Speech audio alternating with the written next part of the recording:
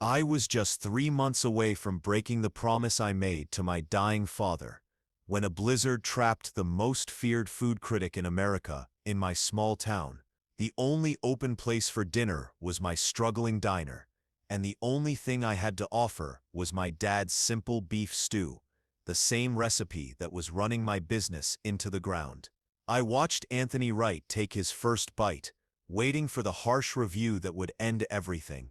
Instead, he set down his spoon, and tears began rolling down his face. Before we get into the story, tell me, what's your ultimate comfort food? Share your answer in the comments below. And if you enjoy stories about family recipes, unexpected connections, and the emotions tied to every bite, don't forget to subscribe so you won't miss the next one. Now, let me take you back to the night that changed everything. The Blue Ridge Diner looked exactly as it had for the last 50 years. Red vinyl booths, a chrome counter with spinning stools, a jukebox that still played real records, and a menu untouched since 1978. My father, Samuel Parker, opened it when he was 25. He ran it with the same steady routine for 5 decades, until a heart attack took him 6 months ago. Along with the diner, I inherited his final request. Promise me you won't change the menu, Austin. Not one dish. People need things they can count on. So I promised, and I kept that promise. Even as I watched the diner slowly fade, the food wasn't bad. It was hearty, honest comfort food. The problem was that good wasn't enough anymore. 20 miles away, trendy farm-to-table spots were serving deconstructed pot roast and artisan meatloaf. Food bloggers were praising molecular gastronomy and fusion dishes. And here I was, 32 years old, serving the same beef stew my dad had made long before I was born. My ex-girlfriend had been brutally honest when she left 3 months earlier. Austin, you stare not honoring your father Sep's memory. You stare living in it.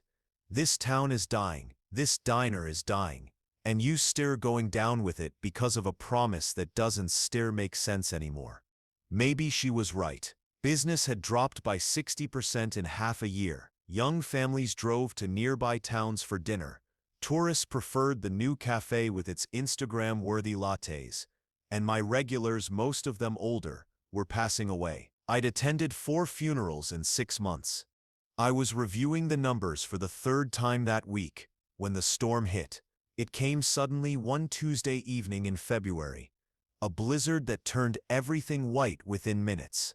By 6 p.m., roads were impassable, power was flickering, and the few customers I'd had were already home. I should have closed early and gone upstairs to my apartment, but habit or stubbornness kept me open until 9 p.m.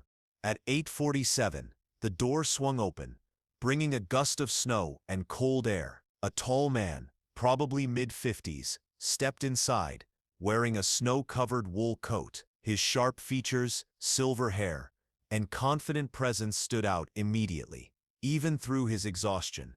"Thank God," he said with a trace of a New York accent. "I set been driving for 20 minutes looking for civilization. Are you still serving food?"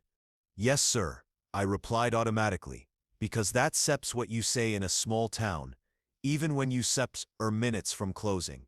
"Have a seat anywhere. Can I get you some coffee? Please." He sat near the window, though there was nothing to see beyond the swirling snow. As he took off his coat, something about him seemed familiar, but I couldn't place it. I brought coffee and a menu. He glanced at it, his face showing polite disappointment at the simple, old-fashioned options. "What do you recommend?" he asked. His tone made me a little defensive.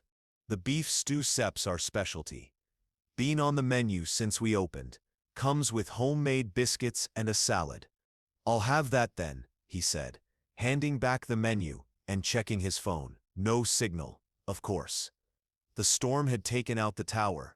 In the kitchen, I was glad I'd made a fresh pot of stew that afternoon. My father's recipe was simple: beef chuck, potatoes, carrots, onions, celery, stock, tomato paste, and a blend of herbs he never wrote down. I learned it by watching him cook thousands of meals, memorizing every move.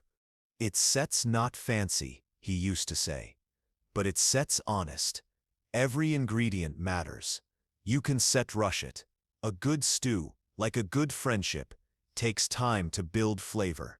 As I ladled the stew into a bowl and added 2 fresh biscuits, I felt that familiar wave of doubt. It was comforting, yes, but ordinary. The kind of food that made people feel at home, but not the kind that could save a dying business. I served the meal with butter and water. He nodded politely and took a spoonful. That's when recognition hit me. Anthony Wright, the most feared food critic in America, the man whose reviews could shut down Michelin-star restaurants overnight, and I just served him my father's plain beef stew in a half-empty diner. My heart raced. I considered warning him that the food wasn't up to his usual standards, but what could I possibly say? I stayed behind the counter, pretending to clean, while keeping him in sight. He lifted a spoonful, inhaled, and took a bite. Then he froze. His spoon dropped. He stared at the bowl, unmoving, and to my shock, tears began to stream down his face. Not a subtle tear, actual tears, running freely down the face of a man known for his cold, ruthless reviews. I froze. Had I poisoned him? Was he reacting to something? Should I call for help? But the storm had cut off all communication. He wiped his eyes with a handkerchief, but the tears kept coming. Then he took another bite and began shaking. I couldn't take it anymore. I walked over. "Sir, are you all right? Is something wrong with the food?" He looked up with reddened eyes. His voice was thick with emotion. "Where did you get this recipe?" I blinked. "It sets my father sits. He made it the same way for 50 years. Why?" "Every ingredient," he said urgently. "Tell me every ingredient, every step." Confused, I sat down. "It sits just beef stew, chuck roast, vegetables, tomato paste, herbs, braised for about 4 hours, nothing special." "The herbs," he pressed. "Which ones?" "Thyme, bay leaves." I paused. "And something else. My dad called it his secret ingredient, but never said what it was. I figured it out later. It's Sepp's marjoram, just a touch near the end." Wright covered his face with his hands. "Marjoram. Of course. I should sip known." "Mr. Wright," I said quietly, "I know who you are. I don't understand what Sepp's happening. Did I make a mistake?" He looked up, his expression a mix of grief and awe. "You know who I am. Then you know I've eaten at the best restaurants across continents, meals crafted by the greatest chefs alive. But this," he gestured to the bowl, "this simple stew is the most meaningful meal I've had in 20 years, because it tastes exactly like my mother's recipe. A recipe I thought died with her." The air felt heavier. "That Sepp's not possible," I said. "My father created this recipe." "Did he?" Wright asked gently. "Or did someone teach it to him?" I froze. My father opened the diner in 1978. He always said he learned to cook from the best teacher he ever had, but he never named them. I'd assumed he meant his mother, but she'd always insisted she barely cooked. "My mother's name was Catherine Wright," Anthony continued. "Before she married my father and moved to New York, she lived near here. She worked in kitchens, saving every penny to one day open her own. Her beef stew was legendary, simple but full of warmth. She passed away 20 years ago. An aneurysm. No warning. Her recipes died with her. She never wrote them down. Said cooking was about instinct, not measurements. I tried recreating her stew for years, but it was always missing something." "The marjoram," I whispered. He nodded. "She called it her secret whisper. Just enough to add depth, without being noticed. I forgotten. Tasted it thousands of times, but never understood what it was." "But how would your father have known her recipe?" He pulled out his wallet and took out an old worn photo. I carry this with me. It sets my mother happy in her favorite place. The picture showed a young woman in her mid-20s, standing in a familiar kitchen, the Blue Ridge Diner, newer but unmistakable. She was laughing, holding a wooden spoon. Next to her, his arm around her shoulders, was a young man I recognized instantly, my father. On the back, faded ink read, Catherine and Sam, 1979. Best kitchen partner I ever had. I promise never to change your stew. Farewell, Cat. T. Spee. The room seemed to spin. That's my father, I said. Wright nodded softly. Before she moved away, she must have worked here. She must have taught him, made him promise to protect her recipe. I thought about my father's dying words. I'd always believed his promise was about tradition. But it wasn't, it was about loyalty. About keeping alive something entrusted to him. Mr. Wright, I said, my voice shaking slightly. My father made me promise the same thing. I thought I was being loyal to him, but I was really keeping your mother Sep's promise alive. We sat there quietly, two men connected by a recipe that had traveled through generations. Finally, Wright said softly, "May I see your kitchen?" I wanted to understand how this miracle had survived. I led him through the swinging door into the Blue Ridge's small but efficient kitchen. Everything was old yet meticulously maintained. The 6-burner stove my father had bought second-hand in 1982, the ancient refrigerator, still running perfectly, and wooden cutting boards worn smooth over decades. Wright moved through the kitchen, as though it were a cathedral, running his hands over the counters, examining the hanging pots, and studying the labeled spice jars. "This is exactly the kind of kitchen she loved," he said. "Simple, honest, made for work, not show. She used to say fancy equipment hides a lack of skill." "Mr. Wright, may I ask something?" I ventured. "Call me Anthony." "I think we're past formalities," he replied. "Anthony, then why become a food critic? If you loved your mother Sip's cooking so much, why spend your life judging others so harshly?" He was quiet, still taking in the kitchen. "Honestly, I was looking for her. Every restaurant, every meal I reviewed, I was searching for that feeling of home, that sense of love her cooking gave me. I never found it, not once in 20 years. I got bitter, angry, and took my disappointment out on chefs, trying to make people happy the way my mother had." "Ah," I said, realization dawning. "You weren't sit judging the food. You were mourning what you lost." "Perhaps," he said, "though it doesn't stet excuse the harm I's been done to honest people stets livelihoods." He turned to me. "Austin, may I ask you something?" "Of course. What will you do with this place? Your father Sip's been gone 6 months. You must have thought about your future." I had avoided the question for months. "I don't set no. I promised him I wouldn't set change anything. But the diner sits dying. In 3 or 4 months I may have to close. Because you said are serving your father Sep's food, his way, to a world that Sip's moved on," Anthony said. "But what if the world hasn't set moved on? What if it just forgot what truly matters?" "I don't understand. This place, this food, these recipes, they sit raw, not outdated. They sit raw, authentic, real. In a world of foam and tweezers and ingredients no one can pronounce, you offer something rare, honest comfort, made with skill and preserved with love. That Sip's not worthless. That Sip's priceless." "Then why isn't anyone coming?" I asked, frustration breaking through. "Because no one knows what you have," he said simply. "You step the best-kept secret. And secrets don't step keep restaurants alive.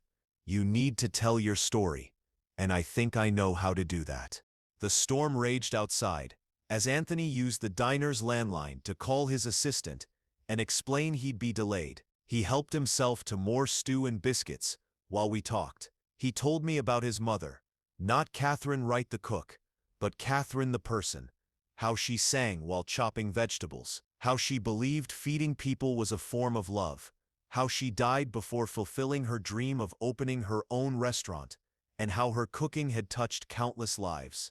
I told him about my father, his stubborn integrity, pride in doing things right, belief that consistency was a virtue, how he worked 7 days a week for 50 years, feeding generations, and how he died in the kitchen doing what he loved.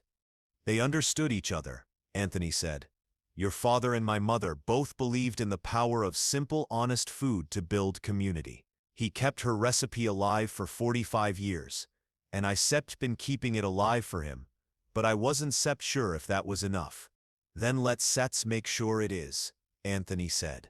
3 days later, after the roads cleared, and Anthony returned to New York, I got a call. I set to written something, not a review. It seps a story about food, memory, and connections that survive us. I set been sending it to you first. If anything makes you uncomfortable, I set'll change it. The email arrived moments later. I opened the document, The Stew That Stopped Time, a personal essay by Anthony Wright. It wasn't a critique, no rating, no technical analysis. It was a love letter to his mother, to my father, to the Blue Ridge Diner, and to the power of food to carry memories across generations. He wrote about the blizzard, finding the diner, the first bite that transported him to childhood, and learning that his mother's recipe had survived through my father's promise and my care. He wrote about authenticity in an age of artifice, the difference between impressive cooking and comforting cooking, and that the most important ingredient isn't something you can buy. It's the love and care in every dish.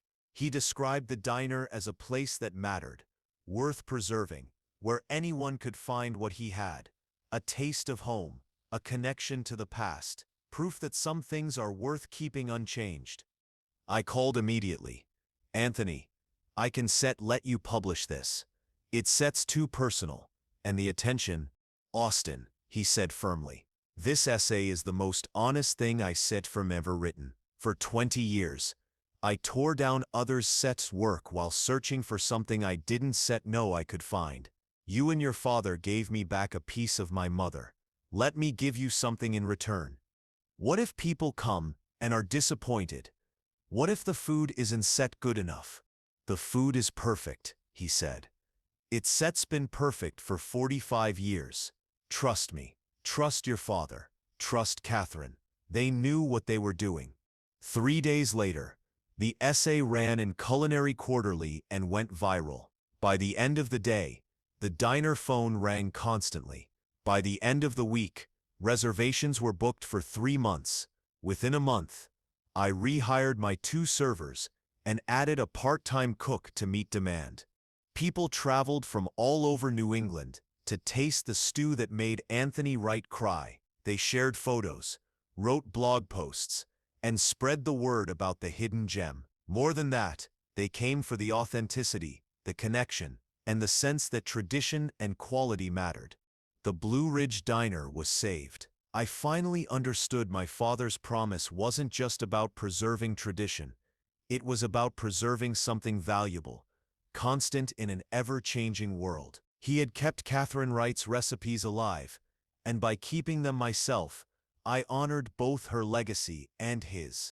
6 months later, Anthony returned, not stranded by a blizzard, but intentionally. He toured the bustling diner, now thriving. In the corner, a framed photograph of Catherine and my father, smiling in the kitchen, stood proudly. Anthony paused, eyes wet. "Thank you," he said, "for keeping her alive, for honoring what my mother and your father built together." "Thank you," I replied, "for helping me see why it mattered, and that keeping a promise isn't the same as living in the past." We had dinner together that night, beef stew and biscuits, and talked until midnight about our parents and the enduring power of love and memory. "I've decided something," Anthony said, as he prepared to leave. "I'm retiring from restaurant criticism. That essay will be my last. I want to do something different." "What will you do?"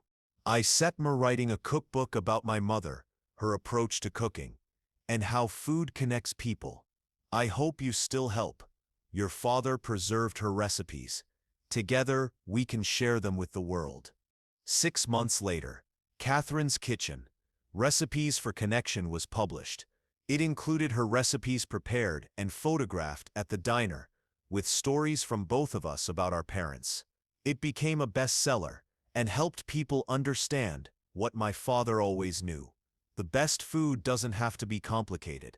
It just has to be made with care, served with love, and shared with those who matter. The Blue Ridge Diner thrives today. The menu hasn't changed. People come for Catherine Wright's recipes, preserved by my father, carried forward by me. Every time I serve beef stew, add that final whisper of marjoram, I think of the promises made and kept.